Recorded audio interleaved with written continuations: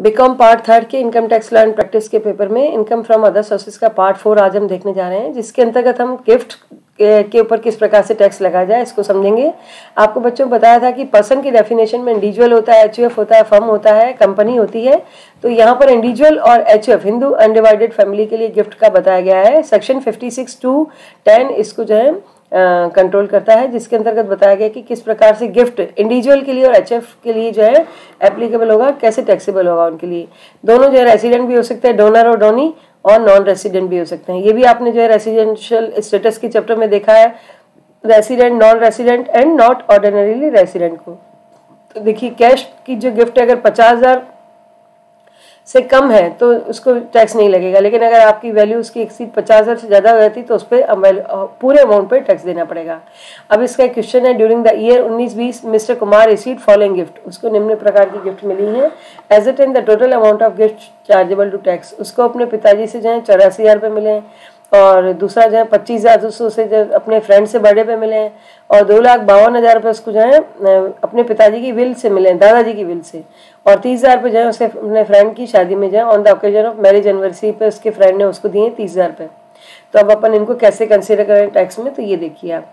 तो tax treatment इनका किस प्रकार से होगा। Gift receive from father will not be chargeable to tax, है ना, क्योंकि फादर रिलेटिव की डेफिनेशन में आता है। तो 84,000 रुपये जो है जो उसके वो टैक्सेबल नहीं होंगे, टैक्स फ्री हो जाएंगे।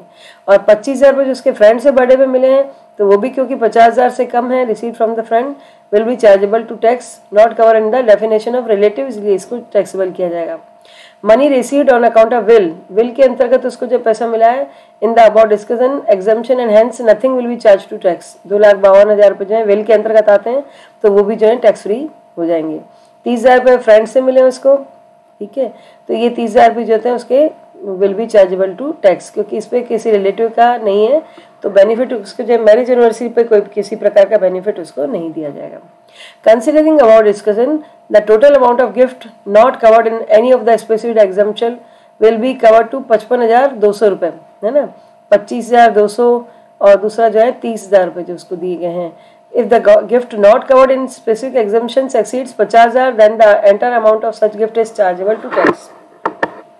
ठीक है, taxable amount of gift will be 55,200 रुपये होगा। ठीक है। मूवेबल प्रॉपर्टी एज गिफ्ट, अगर उसने आपने किसी को मूवेबल प्रॉपर्टी दी है विदाउट कंसिडरेशन, अगर कोई व्यक्ति किसी को बिना कंसिडरेशन लिए उसका प्रतिफल लिए बिना किसी प्रकार की इमूवेबल प्रॉपर्टी इसको देता है। इमूवेबल प्रॉपर्टी में क्या आता है, जैसे कि लैंड है ना, कोई जमीन है या कोई इस प्रकार की जायदाद है, तो वो दी जाती है। तो aggregate market value of which exceeds 50,000 rupees, the whole of the aggregate fair market value of such property will be taxable in the hand of receiver. ठीक है, जैसे देखिए इमूवेबल प्रॉपर्टी में कैसा है, mister Kapoor as it in the tax treatment of various items, उनको आपको निम्न आइटम दिए।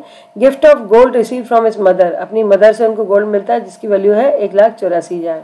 शेयर 40,000 रुपये के मिले उनको फ्रॉम ब्रदर से, और डायमंड ज्वेलरी उनको मिली 2,50,000 की अपने फ्रेंड से, और डायमंड ज्वेलरी उनको मिली है उनके दूसरे फ्रेंड से मैरिज के, उसकी फ्रेंड की मैरिज के ओकेजन पे, है ना। तो अब इनको अपन देखते हैं कैसे होगा। मदर से जो गिफ्ट मिली will not be chargeable to tax, ठीक है, क्योंकि मदर उसके रिलेशन में आती है, तो 1,84,000 की गिफ्ट जो होती है टैक्स फ्री हो जाएगी। Shares value ₹40,000 receive by way of gift from his brother, है ना, ब्रदर भी जो है रिलेटिव की डेफिनेशन में आता है, तो वो भी जो है चार्जेबल नहीं होगा। Gift of diamond of jewellery जो है 2,52,000 की ज्वेलरी जो है उसके फ्रेंड ने उसको दी है, तो ये जो फ्रेंड है इसका in the hence gift of amounting receive from his friend will be not be chargeable to tax because की मैरिज के ओकेजन पे उसको जो है ये राशि मिली है इसलिए। और डायमंड ज्वेलरी का अगला क्वेश्चन दिया है कि 30,000 रुपये उसके फ्रेंड ने उसको जो है उसके फ्रेंड की मैरिज के उसके ओकेजन में दिए। Gift received on amount of marriage of an individual is not chargeable to tax in case the gift is received on the occasion of marriage of the friend, not the marriage of Mr. Kapoor. Hence, gift of diamond jewelry amounting ₹30,000 will be taxable.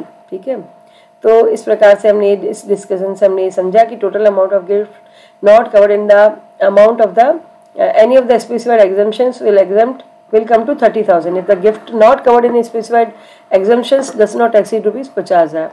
Then nothing is chargeable to tax. In the case the amount of gift not covered in the exemptions come to 30,000 which is less than 50,000, hence nothing will be chargeable. तो वो तो सही नहीं वैसे ही, और ये भी 50,000 से कम है इसलिए इसको भी टैक्सेबल नहीं किया जाएगा। जो 30,000 हम मान रहे थे वो इसके फ्रेंड ने दिए हैं तो उसको भी नहीं माना जाएगा।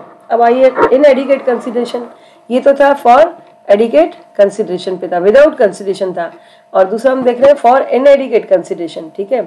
whether any person received in any previous year from any person or persons any property other than immovable property for a consideration which is less than the aggregate fair market value of the property by an amount exceeding 50,000 rupees, the aggregate fair market value of such property as exceeds such consideration will be taxable, ठीक है। जो भी उससे ज़्यादा हो रहा है access differential amount will भी टैक्सेबल होगा, 50,000 से ज़्यादा वाला, ठीक है।